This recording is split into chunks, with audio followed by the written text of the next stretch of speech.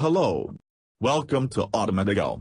Today I am going to make a brief tutorial about how to make a simple automatic feeder with Arduino. This feeder helped me feed my two Firebelly Newts when I had to leave home for a couple of weeks. All the automatic pet feeders I found in the market were designed to work at intervals shorter than 24 hours.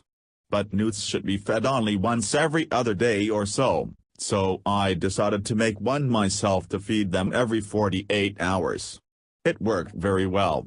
At least they were as healthy as when I left them alone. And I wanted to share it with you. This is just a simple prototype, therefore there is a lot of room for improvement, but I hope you can find it useful for your own project. The materials are, for the electronic part, and stepper motor. Mine is a 48 steps one, that I got from an old printer.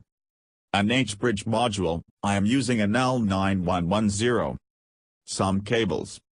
And an Arduino, of course.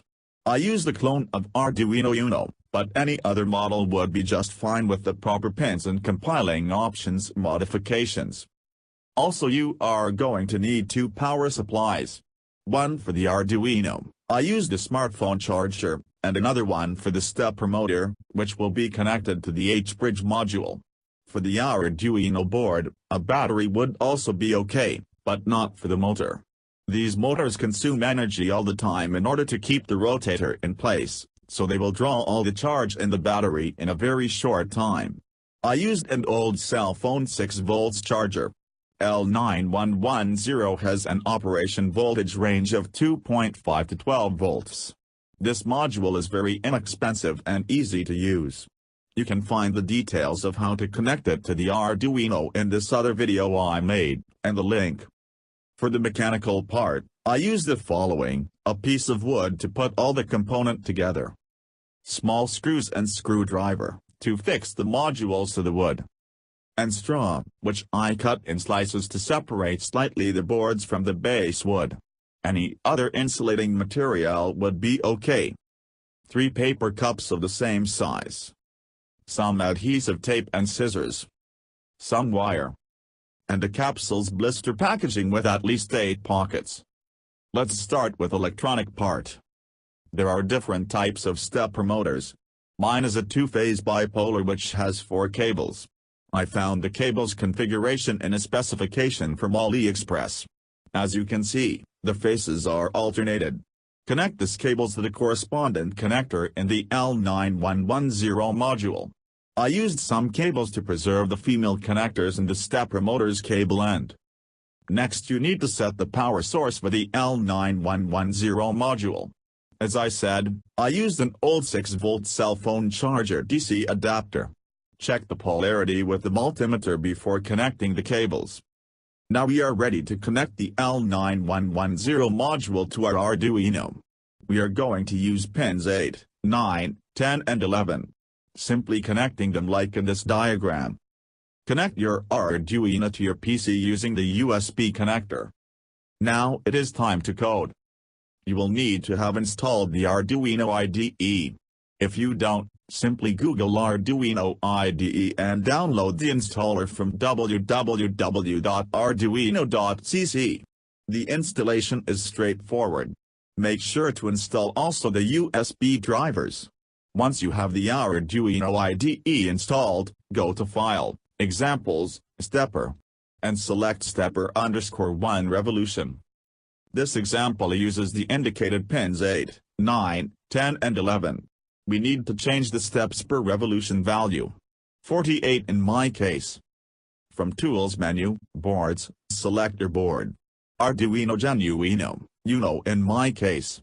Also make sure you select the correct communication port.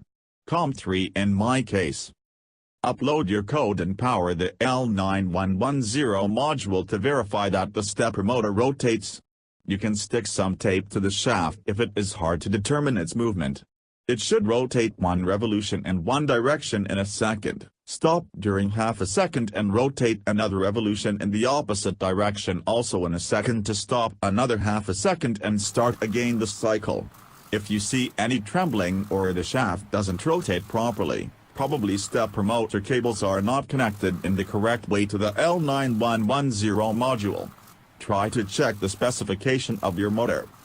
If everything works right, we will modify the code to rotate gradually so we can drop the food at a preset interval.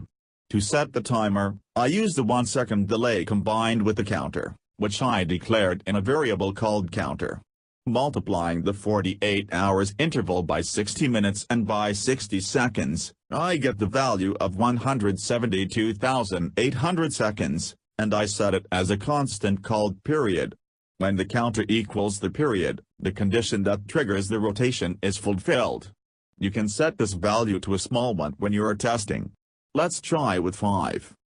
I also declared a constant called initial value to reset the counter every time it reached the period value.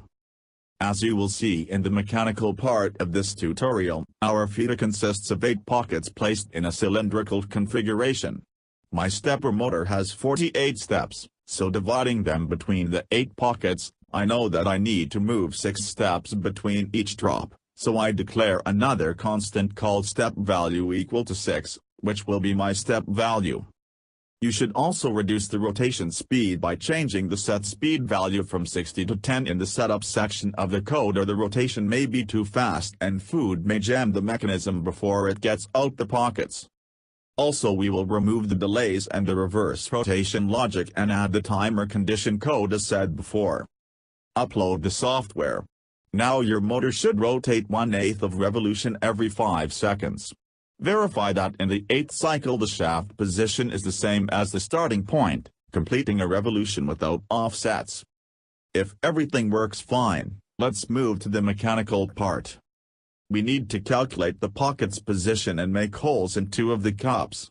They will be separated by 45 degrees. If your cups have seams as mine, place them in opposite positions to avoid unbalancing and avoid cutting the seams to keep the rigidness. Cut the blister packaging as in this example and place them from the outside of one of the 2 cups you cut and use the other to prevent them to fall. Be patient, it may be a little tricky. Once you are done, use some adhesive tape to fix both cups in position. Cut the bottom of the 3rd cup. Insert the cups with the blisters inside the 3rd cup, and mark the position of one pocket.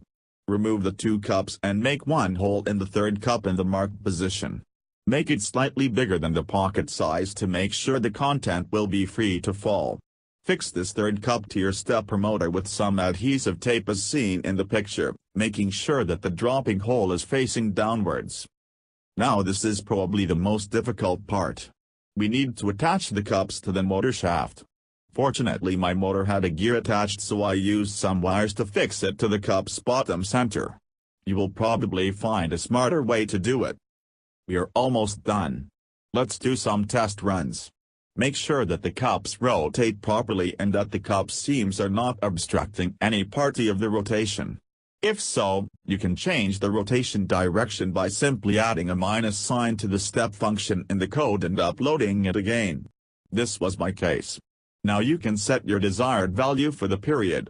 Remember, is the period of time between each food drop expressed in seconds. Only remains fixing all together to a piece of wood with some screws and using some insulator to separate your boards from the wood, and we are ready. You can set the counter value to fit your pet's needs. Congratulations! It's done. I added a little fin to make sure the food is dropped in the correct direction. To set the food inside the feeder, cut the power, otherwise the stepper motor will resist the manual rotation. You need to place it downwards, add the desired amount of food and rotate to the next position. My feeder has only 8 positions, but actually only 7 can be loaded, leaving the 8th one in the lower, waiting, position. You can see it working and my newts receiving their well-deserved first meal in 48 hours. Don't forget to leave your comments below. They will help me improve. Thanks for watching.